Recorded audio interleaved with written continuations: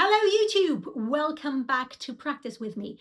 Today I thought we would tackle one of the absolute cornerstones of any string player's technique, and that is of course shifting.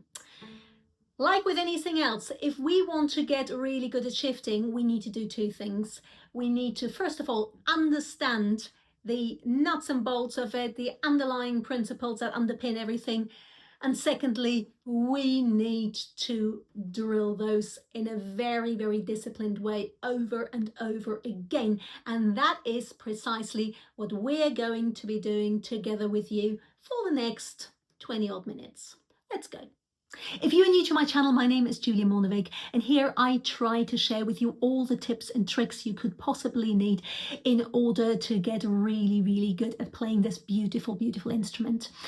If you enjoy my content, I would be enormously grateful if you could subscribe to my channel and smash that like button. And if you really love my content, you can now help me to make even more of it by leaving me a little tip via the link below. So, without further ado, let's work on some shifting.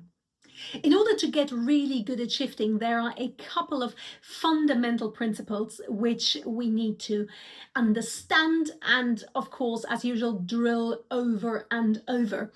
So our first exercises really evolve all around those basic concepts. The first one of which is, okay, what is a shift? A shift, when all is said and done, is really nothing other than a change in angle between the upper and lower arm, like so. And what is equally important is that whenever we shift, the shift should always be a moment of relaxation in our playing. So from a technical point of view, it should always be something which we execute very much deliberately, under control, and never in any hurry. So it's not something which we just want to get over with. I sometimes sort of call it the ripping off the plaster method, so it hurts a bit less. No. We want to get the feeling that it's entirely up to us at what speed we shift. And at any time when we shift, the hand should be absolutely relaxed while we're doing that. So the first exercise which we are going to do is very simple. We don't have a bow or anything yet. I literally just want you, without even pressing the string down, I just want you to be on the string and get the sensation of what it feels like to be moving up and down. If you like, you can go all the way up the string and back down. Just feel how your lower arm is opening, closing. And I just want you to focus on a couple of sensations here. One is a sensation of the string, your fingers very, very lightly touching the string, and the sensation of you moving up and down on that string. And you can probably hear a little bit that sort of little whoosh sound. Can you hear that? So that's the first thing. Really, really, really, really light, no pressure. And the other sensation I want you to feel in the neck position is that of your thumb. The tip of your thumb, very, very lightly brushing the neck. Up and down, up and down. So that's really, and how calmly can you do that? How controlled can we do that? So that is the first thing we want to practice in our shifting workout. The next principle which we need to establish is what I call the differentiation between, I will call it playing mode and shifting mode. So let's take a look at each one in turn, starting with playing mode. As you can see on the close-up, when I'm playing obviously I have to depress a string sufficiently to more or less connect the string to the fingerboard in order to get a clean note.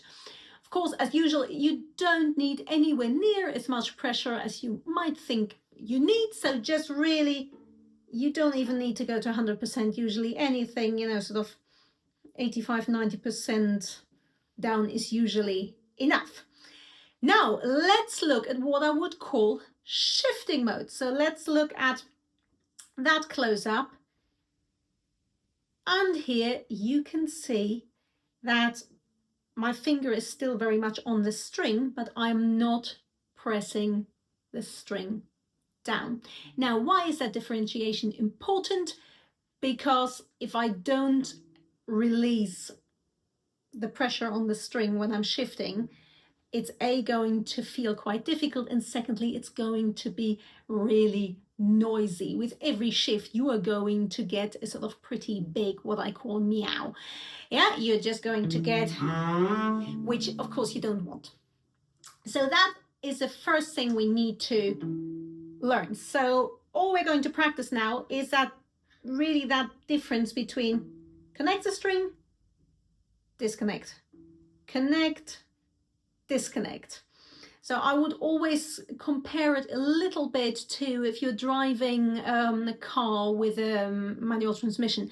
Yeah, if you want to change gear, clutch has got to go down to disconnect the two plates, and once you have shifted gear, you release the clutch for them to reconnect. And that is actually much the same principle here. So if you imagine now, clutch down, disconnect, you move to wherever you want to move, new gear, and here we are. Yeah, so it's very much the same principle. I find that really helps to think of it in those terms.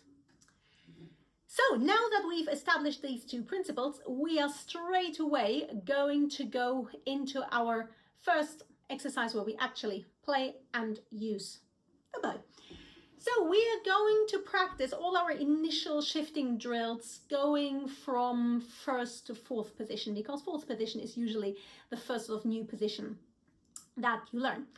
So we are now going to put into practice everything we've just talked about. And we are going to do it in a very, very, very structured way. So we're going to start on our first finger. I like to do these things on the D string initially. So we're going to play our E. Now I stop my bow, so that's the first thing. Play the note and stop the bow. Now we go into shifting mode. So again, think of using the clutch. Now I have disconnected the string from the fingerboard. I'm now good to go. My touch is super light, and I slowly move up into my new position, reconnect, and only when I'm absolutely sure that I'm ready does my bow move again. And the same in reverse. Stop the bow, disconnect, slow shift, reconnect, play. And that is something which we're going to do several times over. Now we want to do it once on each finger at least.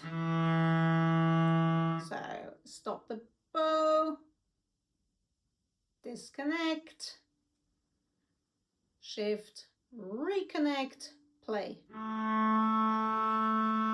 Again, stop the bow, release, shift, reconnect, play. Same idea on the second finger. Stop the bow, disconnect, shift, reconnect, play, and back. Stop the bow, disconnect, shift, reconnect, play. So, same idea. Third finger, stop the bow. You know the drill now. Try to talk yourself through it. Reconnect.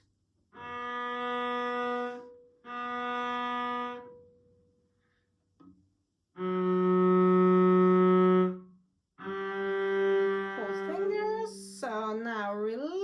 pressure, shift, reconnect, finger down, good to go.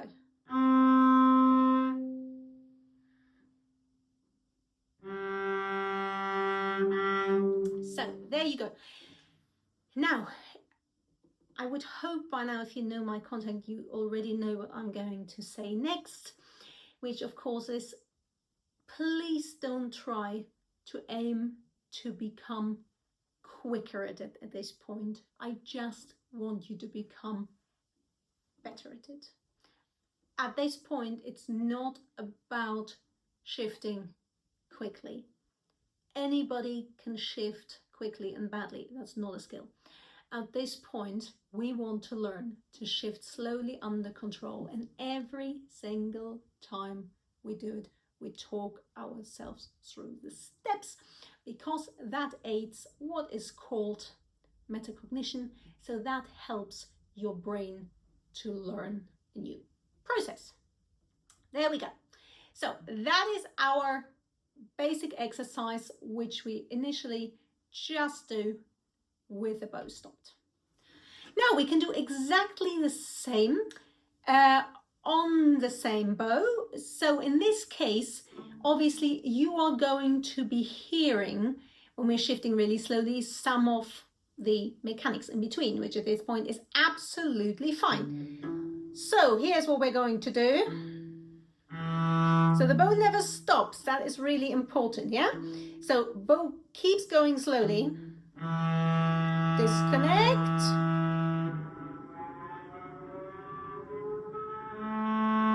And what you can hear along the way is all sorts of, almost sort of cosmic sounds here, which of course are lots of harmonics which you are passing on the way.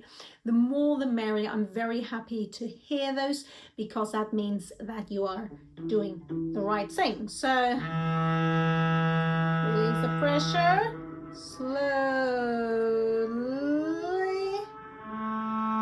and in reverse. Let's go, release to the harmonic. There you go. And of course on all four fingers. So release the pressure. Now release the pressure.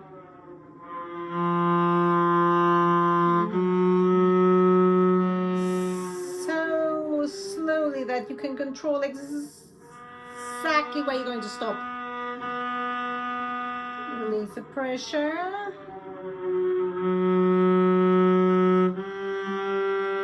Release the pressure to the harmonic.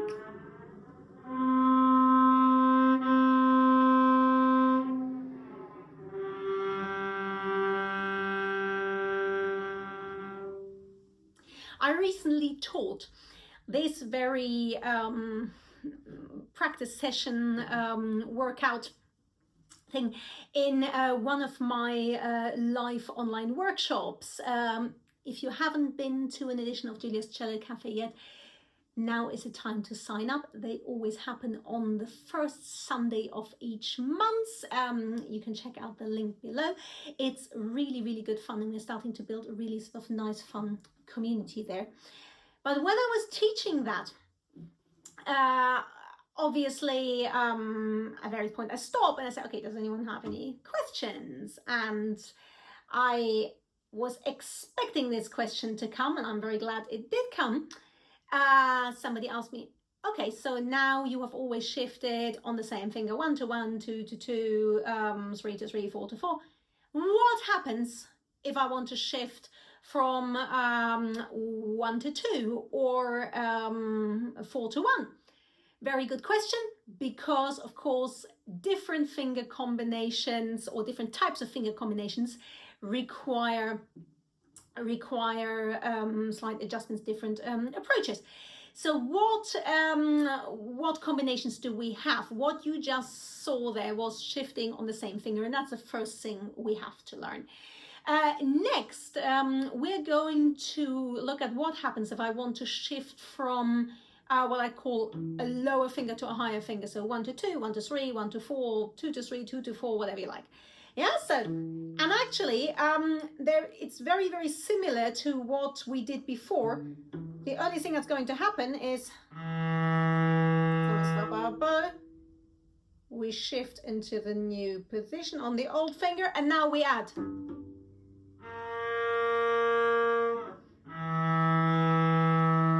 See? So, new position, add whatever you need.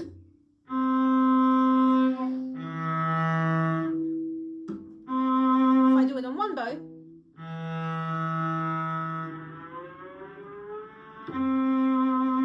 so you see what happens. I shift in a very controlled way on my old finger, and then once I've reached that position, I almost sort of slightly flick my forearm to shift the balance onto the new finger.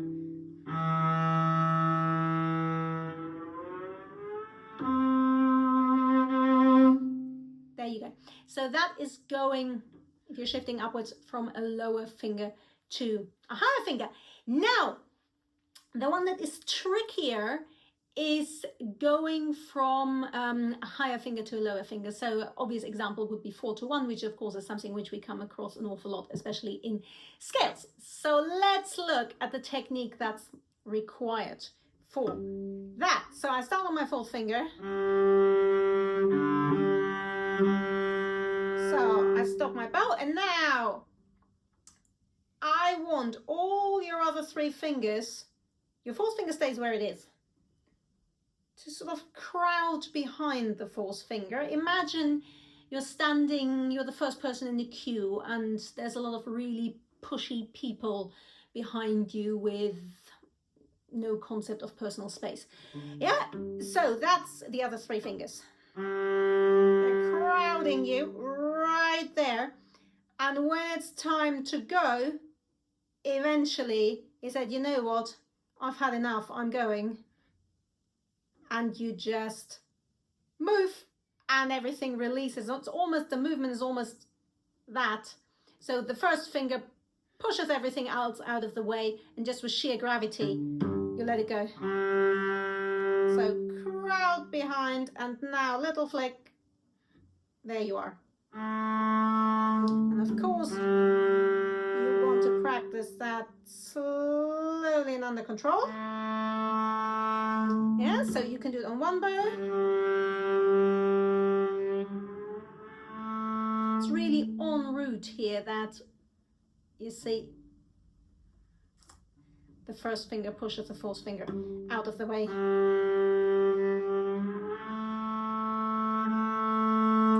Okay, now what's happening shifting backwards, going downwards, and going downwards, really, of course, later on, you know, there will always be slight variations depending on context and what you musically want.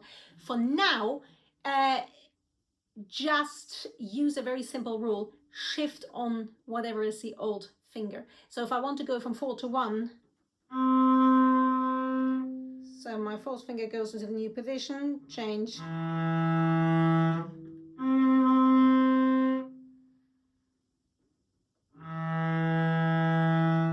3.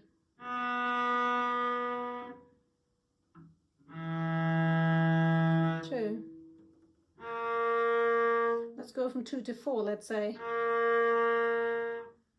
New position. And then change once you have arrived there.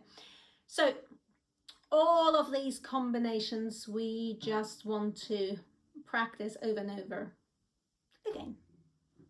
So these exercises that you have just seen here, that is something which when you first start shifting, to really get the hang of that for the first year at least, this particular workout you really want to do over and over again. Of course, you can start to mix it up as soon as you know more than one position. For instance, you can do all these exercises which I've just shown you. So not going to 4th position, but let's say going to 3rd.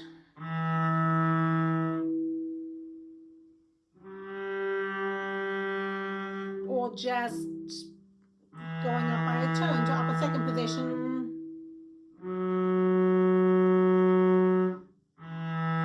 or just a semitone.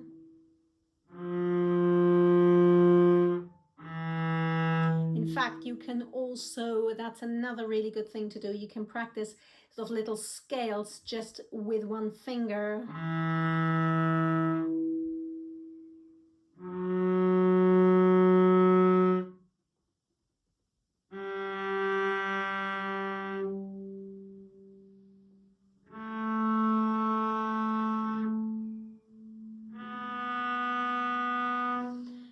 So as you can see there, you can come up with as many variations as you like, frankly. The one thing that is incredibly important and really, if you want to get good at shifting, absolutely non-negotiable, is that the thing you prioritize above absolutely anything else is what I call the quality of the movement and the control. At any point, every time you do a shift, you have to ask yourself, is my hand completely relaxed? In fact, I would go a step further. You need to check that while you're doing that, not just your hand, but your whole body should be relaxed. Yeah, you would be amazed how many times when I see people shift, the first thing, I don't need to even look at the hand to see there is tension, because I can see sort of grimaces on people's faces when they shift, and it's like, oh God, just get that out of the way. No, so this is a time when you need to get that out of the system. So however slowly, just completely relax.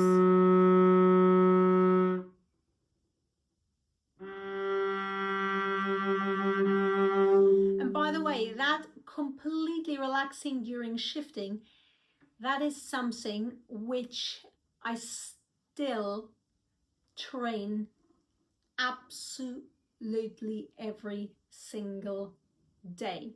Yeah, those are the fundamental building blocks of our technique. It's not something that you learn once and it'll be glorious forevermore. It's something that really takes daily work. Every day you want to challenge yourself to see, okay, how much smoother can I get? Can I relax even more?